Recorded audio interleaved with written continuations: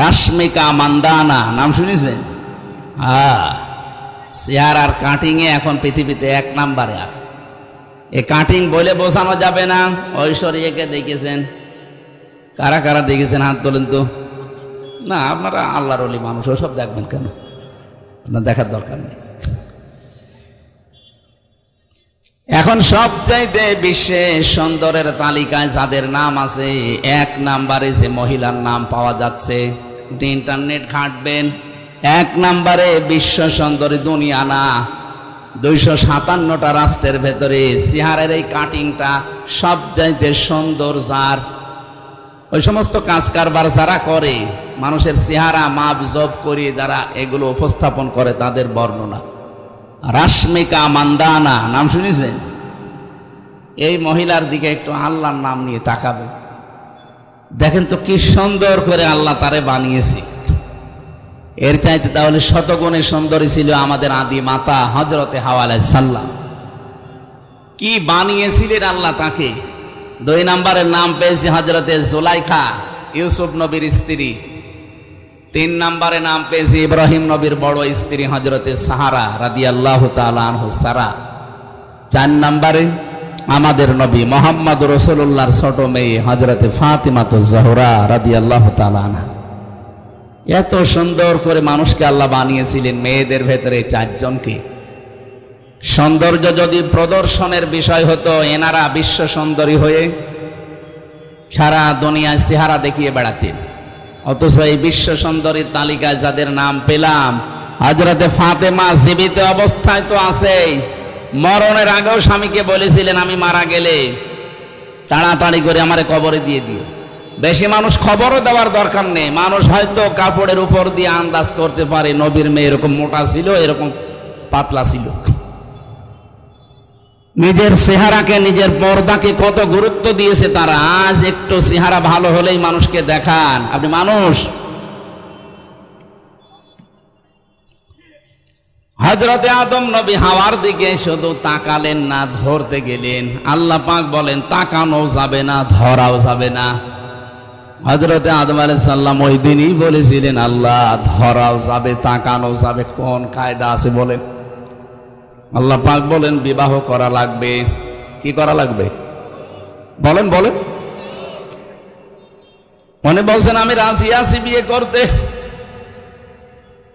আল্লাহ পাক বলেন শুধু বিয়ে করতে রাজি হলেই হবে না, বিয়ের আগে দেন মোহর দেওয়া লাগবে। না, আমার কাছে কিছু নেই। এই যে আতুহুন্না ওয়াজুরহুন্না ফারিদা, দেন মোহর দেওয়া এটা কিন্তু নফল বিষয় না, এটা ফরজ, নামাজের মতো ফরজ। আজ যদিও অনেকে এরকম আদায় করতে চান না, যেটা যে ফরজ অনেকে জানেন তারপরও দিতে চান না। ফরজ কোনো বিষয় আপনি ইয়ারকি মারেন কোন কারণে? যাদের দেন মোহর বাকি আছে হাতে পায়ে ধরে বলছি দিয়ে দেবেন। যদি ফাঁকি দেওয়ার নিয়ত থাকে জেনাকারের কাতারে উঠবেন কিয়ামতে। এখানে বাকি আছে কার হাত তোলেন তো দেখি। একজন? না না, ঠিক আছে। এই স্টেজে যারা আছে সব মনে হয় দিয়ে দিয়েছে, আলহামদুলিল্লাহ। মানে এত বড় বড় আল্লাহর ওলি যদি না দেয়। এখান থেকে কয়েকটা মাসলা আমি এনেছি। এই যে যারা বিয়ে 2টা 3টা 4টা করলেই অনেকে মন খারাপ করে, না ও চরিত্র খারাপ হয়ে গেছে। আরে বেটা, বিয়ে যারা বেশি করে তো চরিত্র ভালো। আমার রিমান্ডে, আমার আকিস গ্রুপে আমি চাকরি করতাম। ওনার ছেলে যেই কয়টা, আকিসের তো 3টা বউ, ওনার বড় ছেলে 4টা। প্রায়গুলোই 3টা 4টা 2টার নিচে মনে হয় নেই। কারণ তাদের যে সম্পদ, তারা করবে কি? বিয়ে করার জন্য কয়েক প্রকার মেয়েকে বেছে নেওয়ার নির্দেশ আছে। 1 নম্বরে অসহায়, 2 নম্বরে বিধবা, 3 নম্বরে স্বামী পরিত্যক্তা, তালাক প্রাপ্তা যারা। এরকম মহিলা অসহায় যারা সমাজের, আপনি যদি বিয়ে করেন একদিকে নবীর সুন্নাত আদায় হবে, 2 নম্বরে সমাজের ওই মানুষগুলো একটা পরিচয় পাবে। কারো চেহারায় মুগ্ধ হয়ে অন্ধভাবে তাকে বিয়ে করবেন শুধু আনন্দের জন্য না। এই কারণগুলো যদি থাকে, সে যদি 2 2 3 3 4 4 বিয়ে করে ইনসাফ কায়েম করতে পারে, সেটা একটা আল্লাহর ওলি। আল্লাহর ওলি দেখার জন্য আপনি সে চট্টগ্রাম চলে যাচ্ছেন। আল্লাহর ওলি তো ওইটা যে লোকটা এই কাজগুলো করে। এই জন্য বহু বিবাহ যদিও আমাদের এই ভারত বাংলাদেশ পাকিস্তানের সমস্যা, কিন্তু এই কাজটা কিন্তু খারাপ না। কি কথা বলেন না কেন? আপনারা করবেন তো? আমি তো বলছি, কিন্তু আমার তো সম্ভব না, আমাদের শরীর, আমার দ্বারা হবে না। যারা করেছেন মারহাবা, আলহামদুলিল্লাহ। হ্যাঁ, হযরত আদম আলাইহিস সালাম বলেছিলেন, আল্লাহ আমার কাছে দেন মোহর দেওয়ার মতো তো কিছু নেই।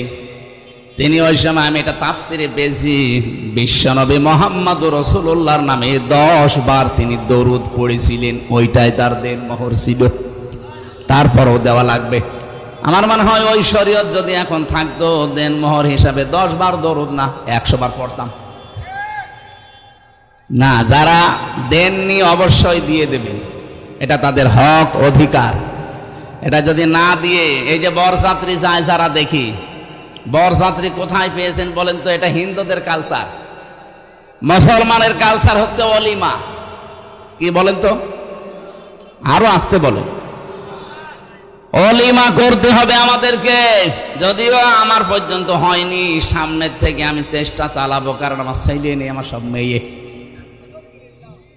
আমার তো অলিমা করলেই সব কিছু বেঁচে যাবে। কি কথা বোঝে? অলিমা ছেলের বাড়ি হয় না, মেয়ের বাড়ি হয়। তাহলে আমার তো বাঁচা লাগবে নাকি?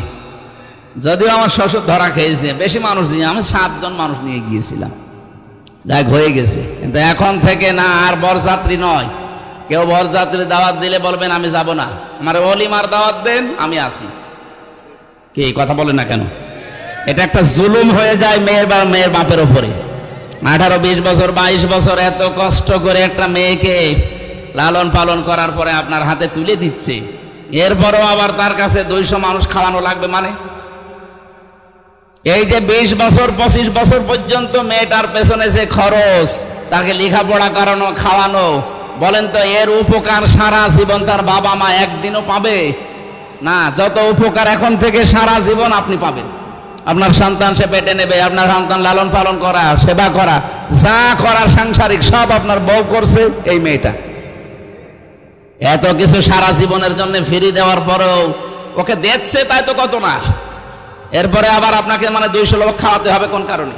এই জন্য বরযাত্রীর সিস্টেম বাদ দেওয়া দরকার। যারা ছেলের বাবা আছেন, এটা বাদ দেবেন তো?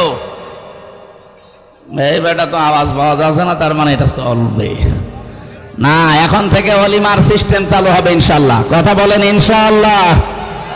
বরযাত্রী দাওয়াত দিলে একেবারে মুখের উপরে না করে দেবেন না, আমি ওই ছোট লোকে কাজে নেই, আমার অলিমার দাওয়াত দেন, দরকার আমার বউ নিয়ে যাব। কথা বলেন না কেন?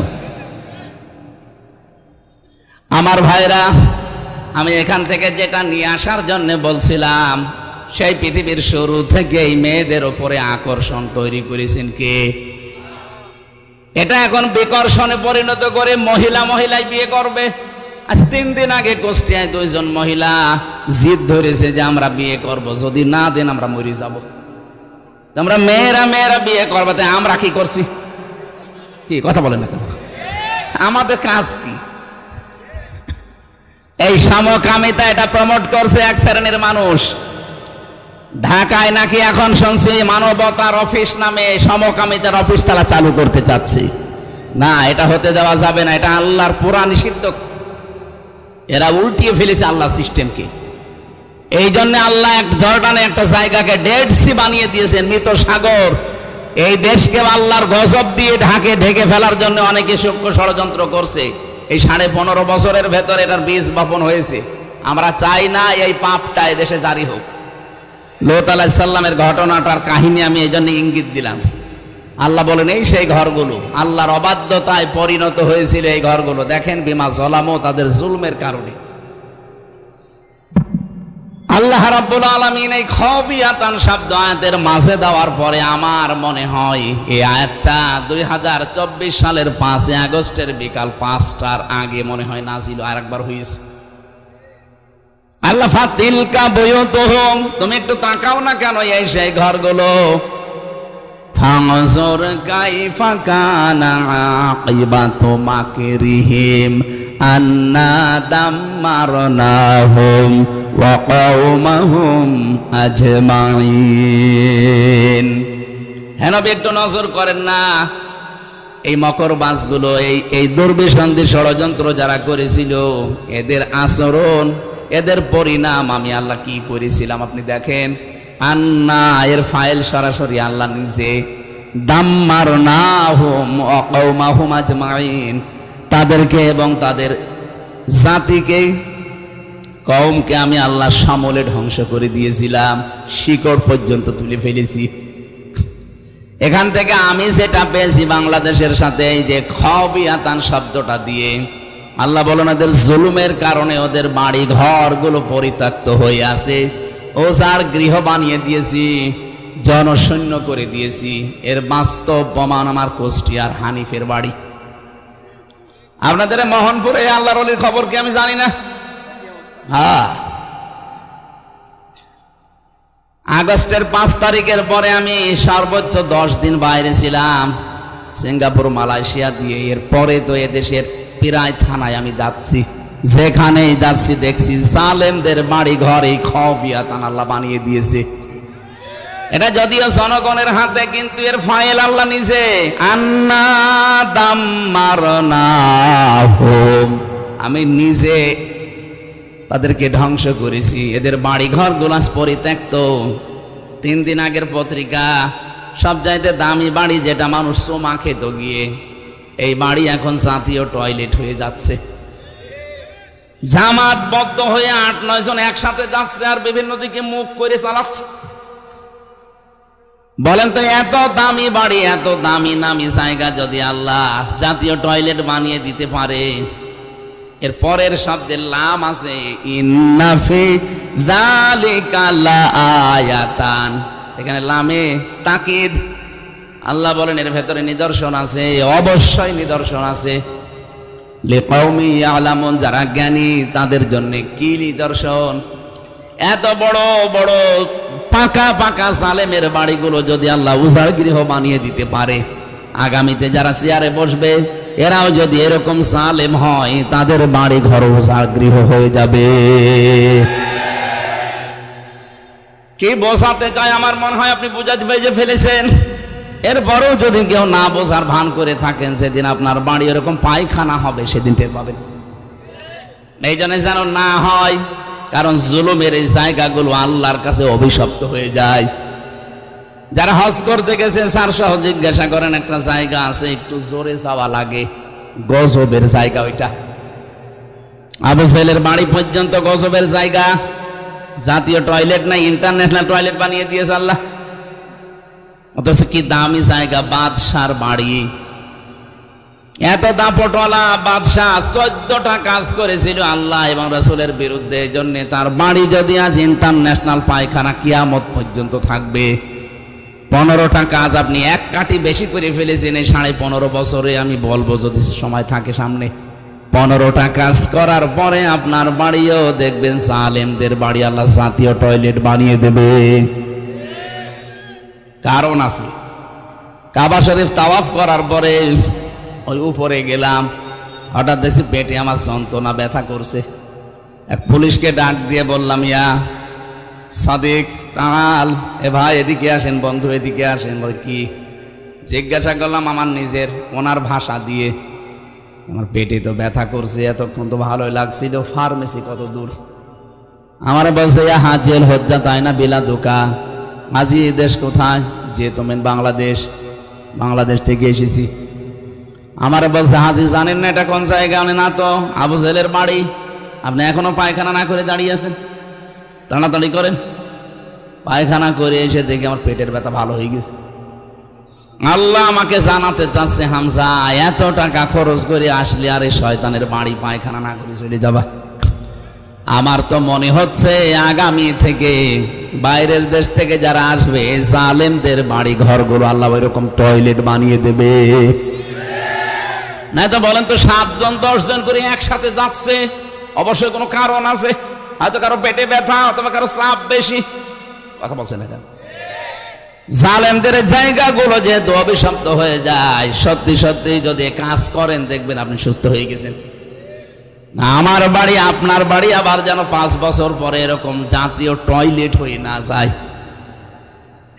আল্লাহ যেন আমাদেরকে বাঁচান এই জুলুম করা থেকে, বলেন আমিন। শব্দটা এত ভয়ঙ্কর শব্দ, জালেম যারা। কোরআনে কারীম আল্লাহ রাব্বুল আলামিন সূরা ইব্রাহিমে জানিয়েছেন, ওয়া আনযির বিহিল্লাযীনা ইয়াখাওয়ানযিরিন নাসা ইয়াওমা ইয়াতিহিমুল আযাব ওয়ানযিরিন নাসা ইয়াওমা ইয়াতিহিমুল আযাব ফায়াকুলুল্লাযীনা যালামু রব্বানা আখিরনা ইলা আজালিন করিব নজিব দাওয়াতাকা ওয়া নাত্তাবি'র রাসূল আওয়ালাম তাকুনু আকসামতুম মিন ক্বাবলু মা লাকুম মিন সাওয়াল। বলেন আল্লাহু আকবার।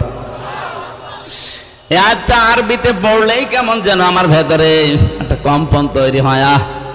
বাংলাদেশের সাথে কত মিল। আওয়ালাম তাকুনু আকসামতুম মিন ক্বাবলু মা লাকুম মিন সাওয়াল। আল্লাহ পাক প্রশ্ন দিচ্ছেন, আরে ওরা কি বলতো না এর আগে যে আমাদের কোনো লয় নেই, ক্ষয় নেই, কোনো ধ্বংস নেই? 15.5 বছরের যা বলেছে আল্লাহ মনে হচ্ছে 15.5 বছরে কোরআনে কারিমে ওইগুলোই দিয়ে দিয়েছে। সব কথার এক কথা আমরা যাই করি যেন জালেম না হই, মাজলুম হন। কারণ মাজলুমের পক্ষে আমার আল্লাহ, কিন্তু জালেমের বিপক্ষে আল্লাহ নিজে মামলা দেবে। ইন্নামাস সাবিলু আলাল্লাযীনা ইয়াযলিমুনান নাস। সূরা সূরার 42 নম্বর আয়াতের প্রথম অংশে আছে, অবশ্যই আমি আল্লাহ নিজে অভিযোগ দেব, মামলা দেব, কেস করব জালেমদের বিরুদ্ধে যারা মানুষের উপরে জুলুম করে। এখানে ইয়াজলিমুনাল মুসলিমুনা নেই, ইয়াজলিমুনা মুজারে এর আগে নাস দিয়েছেন, মুসলিমুনা দেয়নি আল্লাহ। মানুষ হয়ে যদি কেউ মানুষের উপরে জুলুম করে এবং করবে, অনেকে এখন করছে না কিন্তু নিয়ত করে আছে যে করব, সুযোগ পাই, এরকম নিয়ত অনেকের নেই। অনেকেই এই নিয়ত করে অলরেডি বসে আছে যে একটু বসি আগে দেখেন কি করি। এই জন্য ইয়াজলিমুনা দিয়েছেন। বর্তমান ভবিষ্যতে, ভবিষ্যৎ বলতে কিয়ামত পর্যন্ত মানুষ হয়ে যারা মানুষের অধিকার নষ্ট করে তাদের উপরে জুলুম করে।